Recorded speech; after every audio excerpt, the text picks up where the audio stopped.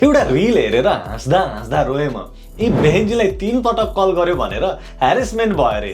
Cyber क्राइममा call गरिछन्। झन्डै गृहमन्त्री सुदन मुर्दाबाद भनिनछन्।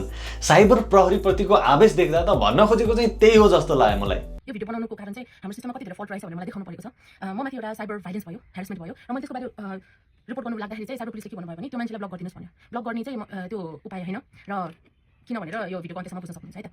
के भयो भने हिजो मलाई एकजना मान्छेले फ्रेन्ड रिक्वेस्ट पठाए, सन्जोग काकी पनि, अनि कति धेरै कमन फ्रेन्ड्स देखेँ मैले, अनि पछि एक्सेप्ट गरेँ मैले फ्रेन्ड रिक्वेस्ट, अनि उहाँले हाई भन्नुभयो, हे भन्नुभयो, अनि मैले हाई भनेर रिप्लाई गरेँ। बेलुका चाहिँ के भन्नुभयो 3-4 बजे चाहिँ मलाई घरि कन्टिन्युअसली फोन गर्नुभयो है। अनि बिहान उठेर नक्क रिस उठ्यो मलाई, how dare he call me, मैले हाई भन्यो भन्दा डजन्ट मिन कि मलाई त्यसरी ह्यारेस गर्ने हैन। राति छोरी मान्छेले यसरी फोन गर्दाखेरि राम्रो लाग्दैन नि।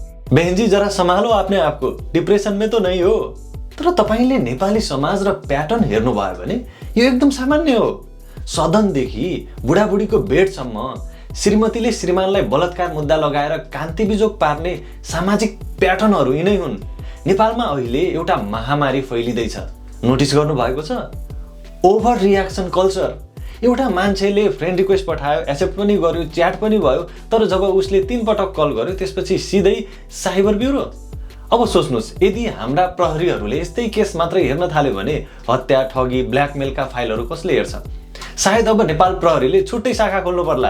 हेलो बोलेको विभाग, सिन गरेर रिप्लाई नगरेको अनुसन्धान ब्युरो। हो, रियल हरासमेन्ट हुन्छ, धम्की हुन्छ, ब्ल्याकमेल हुन्छ, त्यो अपराध हो, त्यो विरुद्ध कडा एक्सन हुनै पर्छ। तर 3 पटक कल आएको भरमा देशको साइबर सिस्टम नै हल्लिनु पर्ने? त्यसको सोलुसन ब्लक होइन भने के हो त? कपाल काट्न बन्चरो प्रयोग गरिँदैन के? ज्वरो आउँदा अपरेसन गरिँदैन। सानो समस्याको लागि तोप नै चलाउनु त बहिनी। सबैभन्दा खतरनाक कुरा के हो भने यस्तो ओभर रियाक्सनले गर्दा साँच्चीकै पीडितहरूको आवाज कमजोर हुन सक्छ क्या।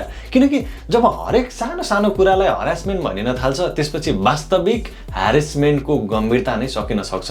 सधैँ बाघ आयो भनेर झुक्क्याउनेलाई एक दिन साँच्चीकै बाघ खाइदिन सक्छ। अहिले हाम्रो समाजमा भइरहेका कतिपय घरेलु हिंसाहरू कमजोर पर्नुमा यस्तै काण्डहरूको हात छ जस्तो लाग्छ मलाई चाहिँ। भाइको विचार बम्बिङ कस्तो लाग्दैछ? राम्रो छ भने यस लेख्नु होला, नराम्रो लाग्यो भने केही नलेख्नुस् ल।